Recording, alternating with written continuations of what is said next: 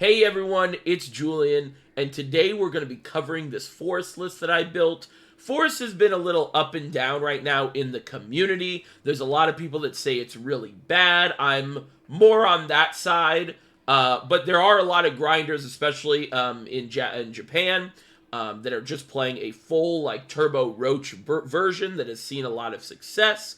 But this is kind of a middle ground. I've been noticing there's a lot of slower decks and control going around in the meta right now, and I wanted to kind of play a forest deck that was equal to that and wasn't so all in on Roach, because if you don't draw Roach, you have no game, right? So we're going to be playing this deck, of course, as usual. I'm going to be covering every card. I'm going to be giving some substitution cards if you're missing some of these legendaries and stuff. And then we're going to be doing a replay review where I break down my thoughts and my thinking on a game of this deck. So if you guys are enjoying these type of videos, please leave a like and maybe subscribe. And also, if you let me know which deck you want to see next. There was a lot of people asking for Portal, so we might do that. But, you know, if you watched the stream yesterday, we got something special for Abyss coming soon, so stay tuned for that. And yeah, let's get into it. So, obviously you have the main one-drops. These are probably never going to change. Forest has the best one-drops in the game right now. You have May, Journey, Elf. One-drop, 1/1, Fanfare, combo 3. Select the enemy file on the field and deal 3 damage. Really, really strong combo piece. It's also a one-drop, so it can combo into your other combo pieces. Good Fairy the Pond, 1-drop, 1/1. Last words, add a fairy to your hand. Just a pretty simple one-drop that refills your hand with another one-drop, because one-drops are so important to this deck. Fairy Convocation, 1-drop, add 2 copies of Fairy to your hand. Very strong. Fairy Tamer, 2-drop, 1/1, add 2 copies of Fairies to your hand. And then the last fairy generator outside of Arya, which we'll talk about later, is Wild Profusion. So Wild Profusion is a very nice control amulet, especially in the early game. It helps lock down the early game pretty well. 2-drop, countdown 2, Fanfare, add a fairy to your hand. Whenever an allied pixie follower, so those are the fairy tokens, enters the field, deal 1 damage to a random enemy follower. So since the fairies already have Rush, you're able to really easily control the early game boards of, like Sword and stuff like that. So I really, really like this. It's also not too heavy of a card, right? Like, if you have to play it in the late game, it's okay too, because it especially combos well with Arya.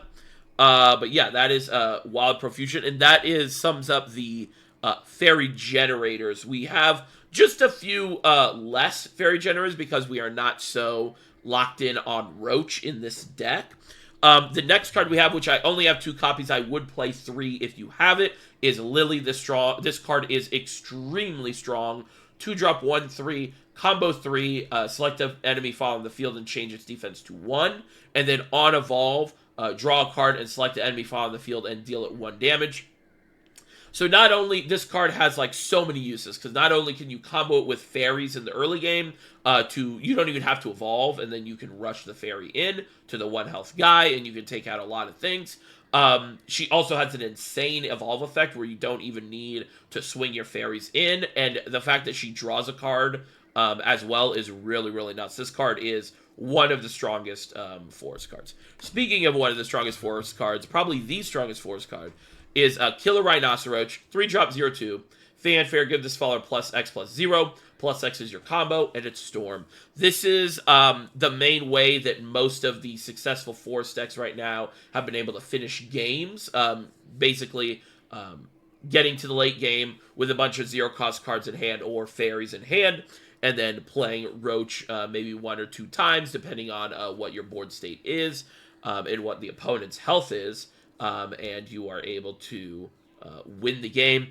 I found that deck feels a little too high rolly for me, where it's not really up to you if you win. It's up to your deck, cooperating with you and drawing the right cards. So I've kind of wanted to build a forest deck that has less emphasis on the Roach as a finisher. But the Roach is still a really good mid-game damage push, right? Like, if you are playing a bunch of things out, building your board, and then you just say, hey, here's Roach, here's like 6 damage for Roach, it's still pretty good and pushes your game plan, right? So we still want to play it. It's also, like, funny enough, not bad removal, because you can, swing and stuff. Obviously, you don't want to do that, but it's an option there, so... Yeah, then we have one of my favorite cards in the game right now, actually, Godwood Staff. 3-drop amulet. At the end of your turn, combo 3, draw a card, and then engage, destroy this card, select another allied card on the field, and return it to hand. I love everything about this card. It helps the fact that a lot of these type of combo decks, right, since you have to play 3 or 4 cards a turn, this helps you refill your hand, especially in a control deck like this. You're going to be able to get a couple draws off with this and refill your hand, and that's so important for these control archetypes. And then you have the engage, which really helps you not need multiple Roaches in hand. You can just have one Roach to win games. So really, really like this card. Also, Liza is on it, and she's a... very popular and famous character from Shadowverse and Rage Bahamut. It's voiced too, so I think we might get Liza next set. That's kind of my guess. There's a lot of these cards that are like voiced, but the main card isn't in there yet, so I kind of think that we might get the main card soon. So that's pretty cool. Next we have an extremely strong card, Glade Fragrant Wood Ward. I don't think I said that right. 5-drop 3/3. Fanfare. Draw 2 cards. Evolve. Deal X damage split between all enemy followers. X is the number of cards in your hand. So if you play this right, you can get basically up to 9 damage on this Evolve. He's pretty well statted too. After Evolve, he's a 5/5, or after clearing the board, that's pretty good. And then the draw 2 is really nice in the late game. This guy is just amazing. This guy is extremely strong card. Then we have Arya. Arya's interesting. I go back and forth on this card. 6-drop 4/4 Fanfare gain Arya's Crest, and then the crest gives whenever an allied pixie follower, those are the token fairies, enters the field, give it Storm. And then Super Evolve, summon 3 copies of Fairies. I just go back and forth on this card because it's the way I've been seeing Forest played, and the way I play Forest is you kind of use the Fairies for removal anyway, since they have Rush. So giving the Fairy Storm doesn't super help, especially with how much, like, random big chunks of healing are going around. Like, chipping your opponent for a lot of these little numbers doesn't really help, and especially with a thing like Roach, you need board space to really, like, play Roach down and play a bunch of these cards out, unless you're playing the zero-cost spell version where you're playing the Ancient Cairn, I think that's the name of it, and the what's the other card? The 3-drop draw card that gives you a 0-cost spell in hand.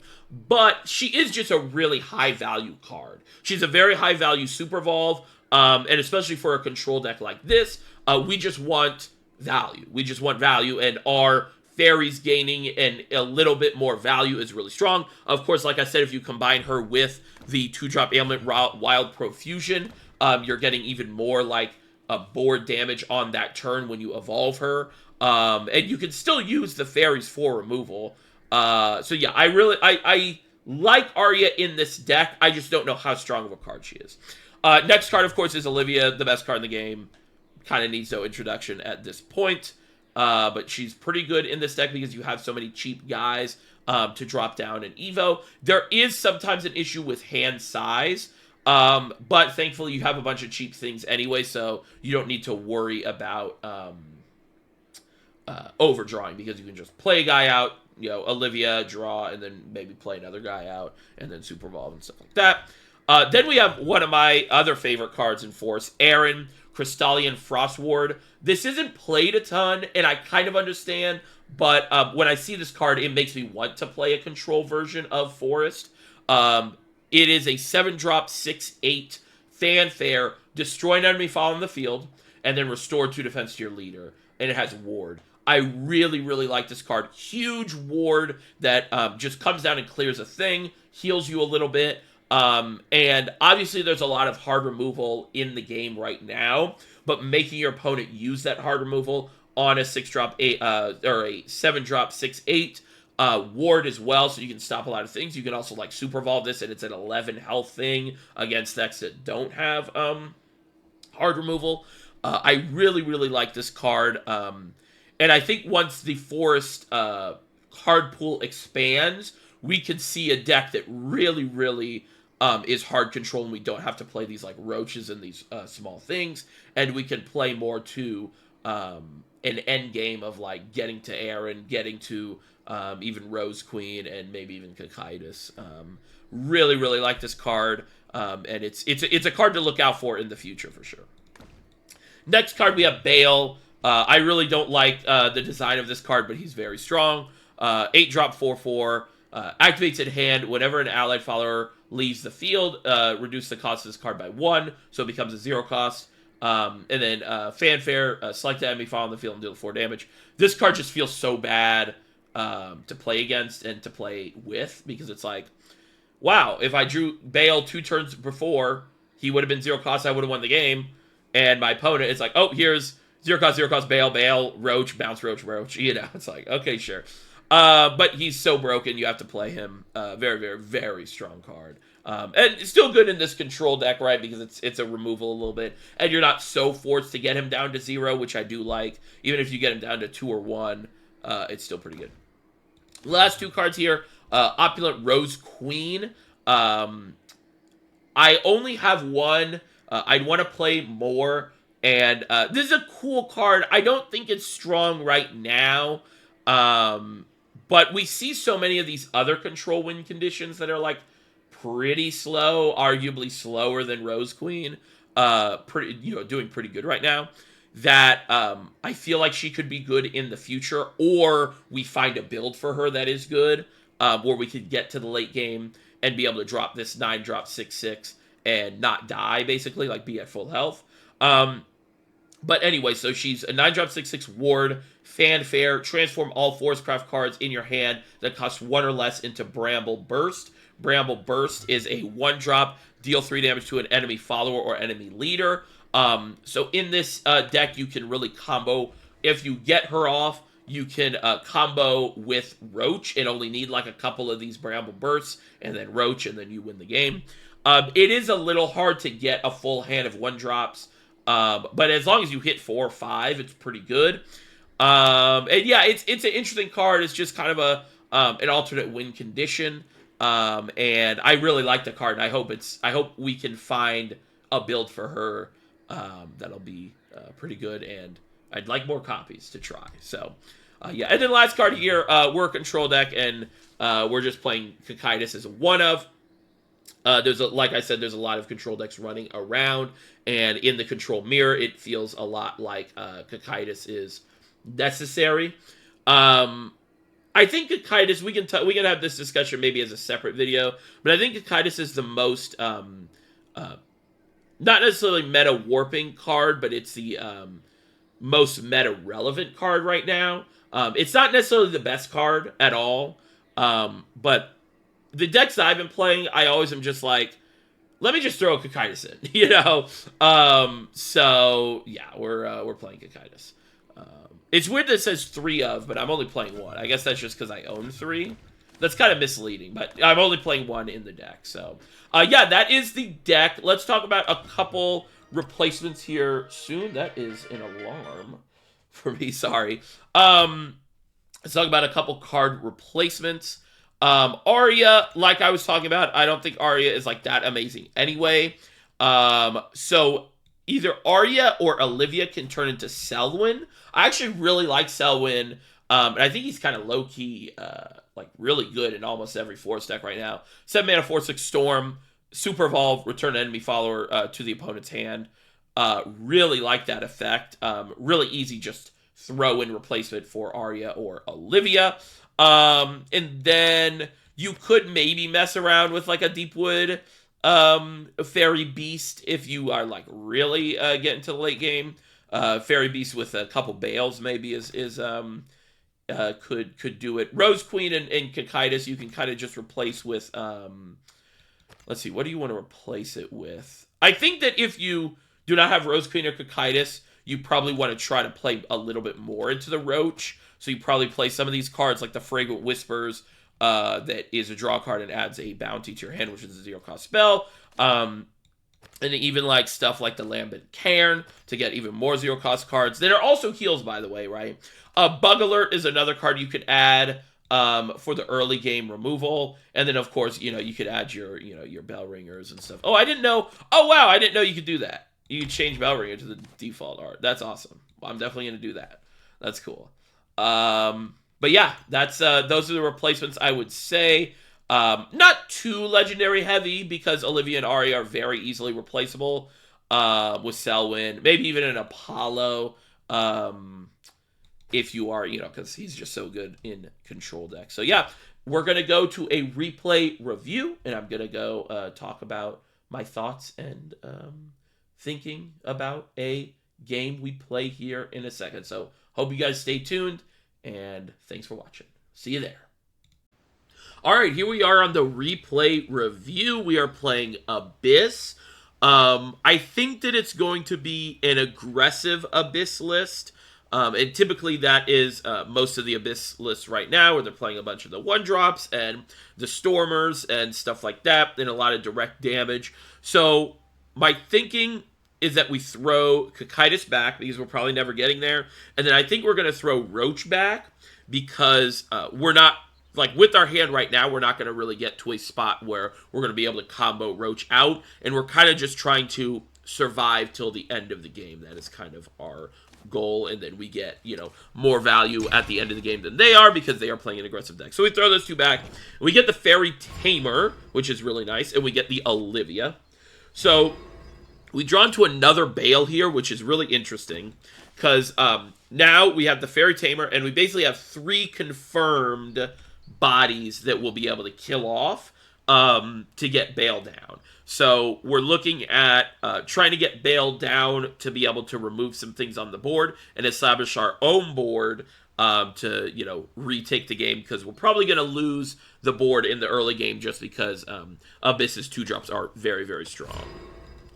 So they don't play anything on 1. We play our Fairy Tamer, and then we're going to pass. And they play Orthrus. Really good 2-drop with a ward. Thankfully, we have the 2 fairies, so we can kill it. And we also drew into the Roach. So you could theoretically not play the fairies here and try to hoard them for the Roach. I don't think that's a very good idea, because, like we said, I think this is going to be a very aggressive Abyss list. And we're not really looking to OTK them with the Roach right now. We're kind of looking, since we have the Roach, we might as well, take into account what it can do. But we're kind of looking right now to maybe combo them with the Bales, or combo the Bales with the Roach for a little mid-game damage push, instead of trying to, target the OTK with it. So we are just going to play the fairies out, try to get Bale lower down, and kill this 2-drop, and push some 1 damage. So now our hand is looking kind of bricked up. We're hoping that we draw something good here, and thankfully we do draw the Fairy Tamer. So we're going to play the Fairy Tamer out, and we're going to play the fairies again. And here's a very important thing. I want everyone to know, want everyone to learn this, especially once Abyss becomes good, because I bet it will become good once he gets some more cards. Do not kill the Bone Mancer unless you have enough resources to kill the 2 skeletons when they pop out. And that is because if you spend resources to kill the 1/2, 2 skeletons pop out, which is more damage, right? Because 1 is more, or 2 is more than 1, of course. But you also are spending, even if you are spending resources to kill the Bone Mancer and then kill 1 of the skeletons, it's still a waste, because later in the game you're going to be able to kill that 1/2 and the skeletons way easier. So Bone Mancer is a strong card because you're kind of forced to ignore it. Or if you play into it and you make a mistake and you kill it, the Abyss player is going to get even more value from it. So it's kind of just a card that you have to ignore until you are able to easily remove it. And remove it in a way that makes it so you're taking less damage. So he plays the Apollo, which is, you know, the answer. And then he evos the Bone Mancer, which is interesting and probably the right play anyway. But now is a time where it's like, okay, I got to kill the Bone Mancer because 3 damage is more than 2 now. So either way, even if I kill it and he has 2 skeletons out, that's fine. We're taking less damage. So thankfully we have the Glade, the really, really strong card here. He draws us into a Wild Profusion and a Fairy Circle, or sorry, Fairy Convocation. So we Evo, pop both of them, and then swing into a skeleton. He plays down a Mucan. We're kind of looking good right now. The Mucan's going to come and clear our Glade here. I pause it just to talk about this hand and stuff real quick. But now our Bale is down to 2, and it's going to be down at 1 once he kills the Glade. So we're going to have a really interesting turn where we're going to be able to, like, potentially double Bale and Roach. So that is sort of our goal right now.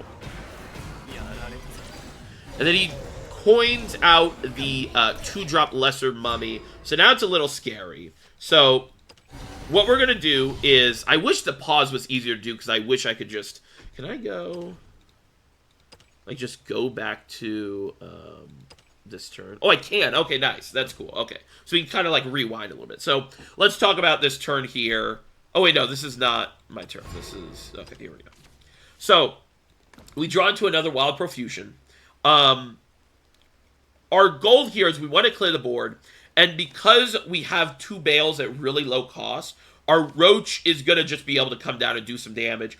Our hand, as it's constructed right now, like we said, we're not going to be able to, like, OTK with the Roach. He's at 2 high health, and we weren't able to really establish a board enough to put pressure on to be able to get him down to, you know, 13, 14 range. That's kind of where you want to be at when you look at a Roach lethal or OTK. So we're going to try to clear the board and push some Roach damage. So we have the Wild Profusion. So we're going to play the Wild Profusion, play a Fairy, and we hope that the Profusion hits the 5/5 or the 1/1. Actually, we definitely want it to hit the 5/5. So that is our hope. So we're going to do Profusion, play out the Fairy, it summons, and it hits the 5/5, which is awesome. So now we're going to be able to easily clear with Bale. If we didn't get that, we would have had to go, if it kills the skeleton, well, actually, we would have been fine no matter what, because if it hits the skeleton, we would have sent the Fairy with Rush into the 5/5, so it makes it a 5/4, and then we double Bale and we're fine. And then if it hits the Lesser Mummy, we basically do this, that is the time where it's rough, because then it's a 2/1, and then we have to send the Fairy into the 5/5, and then we have to clear the 2/1 and the 5/4, and the 1/1 lives. So that would be rough, but, you know. So now we have double Bale into the Roach, and we are just going to spend the Evo here to push as much damage as possible, because our board is, like, so ginormous now. We're just in a really good spot now. So, and we also have the Wild Profusion set up for the Arya next turn, because if we do Super Evo Arya, Profusion is going to proc sometimes. But he plays down the Olivia, so heals some damage, plays the Cyclone to res a Lesser Mummy, and then he Super Evolves, and he clears our Roach and one of our Bales. So now we're in an interesting spot. So we're going to end up drawing the Godwood staff. Doesn't really help us here. So the issue is the best way to clear this is the Arya if we want to put, or sorry, is the Olivia if we want to try to push some damage. We can gamble and hit a Fairy Convocation and then play a Fairy down and hope the Fairy hits the Mummy so that we can Olivia Super Evo the Fairy and then swing into the Fairy because it'll become a 4/4 with into the 5/4 Mummy, and then we can clear both things with the Olivia and the Fairy and then push 4 face. Unfortunately, if we miss and it hits the Olivia, we'll have to Super Evolve the Bale, and we're going to lose some damage. Thinking about this board state right now, We could also, if we are just fine losing damage, we could play down the Arya. We'd probably swing the Bale into the 5/5 first, play down the Arya, super evolve, and then we're going to get 3 fairies. And then we will be able to kill off the mummy and swing the Arya into the Olivia, and then hopefully push 2 damage face. But because we value the Olivia draw and heal more than setting up the Arya right now, we're going to just gamble, and we're going to hope. Another thing we could hit is a 2-drop that I don't think exists in the deck. I don't think we have a 2-drop attack, or a 2-attack 2-drop. So we're going to go draw. We draw into Lily and Good Fairy of the Pond. We're going to play down the play Profusion. Sorry, not Profusion. Fairy Circle. Play a Fairy. And then, of course, we miss. So we're going to have to just take the damage loss and Evo the Bale, and then kill the Olivia and the mummy with the Bale. Pretty unfortunate, but that is kind of the risk you take with a card like Fairy Profusion. Wild Profusion, sorry. All the names I'm mixing up today. So, he's at 11 health. We still have a pretty good board, but of course the Medusa easily clears this board. But he doesn't have the Medusa, he has the Mukan. Mukan's gonna come in. Another interesting thing is he's down to 0 shadows now. And then he Cyclones to get anything, and then Super Evolve to kill the Olivia. So now we draw into the Rose Queen. So now we're in an interesting spot, because we can go Profusion Arya, and then Super Evolve and clear the board and push a little bit of damage face. And then we're going to end up having 3 1-drops for the Rose Queen to come down. So our goal now is to set up a board where if we play the Rose Queen and pass, we don't just die. So that is basically our goal right now. So we're going to play the Profusion down, play down Arya, Super Evolve, and no matter what happens here, we're going to be able to clear, because we can just choose what to swing Arya into. And then, thankfully, we got a pretty good RNG, so we got to push 2 damage face, 3 damage technically with the Arya. He plays down Gravy instead of the Medusa, clears the 7/7, and then plays an Orthrus Ward. So now there's a hard spot. We don't really have a ton of other plays, and we'd pretty much just be stalling the game out. So we kind of just have to commit to the Rose Queen. We drew another 1-drop, which is really nice. So that means if he heals, we still kill him, as long as it's not 4, or as long as it's not more than 4 heal. Because we go Opulent Rose Queen, and then 4 of our 1-drops turn into the Bramble Burst. So we're just gonna clear the Orthrus and, you know, pray that he can't really kill us. We are in a good spot because we're at 13 health. We have a big ward. So it would be shocking if you'd be able to kill us here, especially with no evil points. But he's going to go ahead, play the Ceres, play the Apollo, Reaper's Death Slash, and that is the game because we play for Bramble Burst. So that was a pretty interesting game. I like Force because of how fluid the gameplay and the turns can be. You really have to make a lot of hard decisions on the fly. But it does need a little bit of work. I think there's some things you can make change to the deck.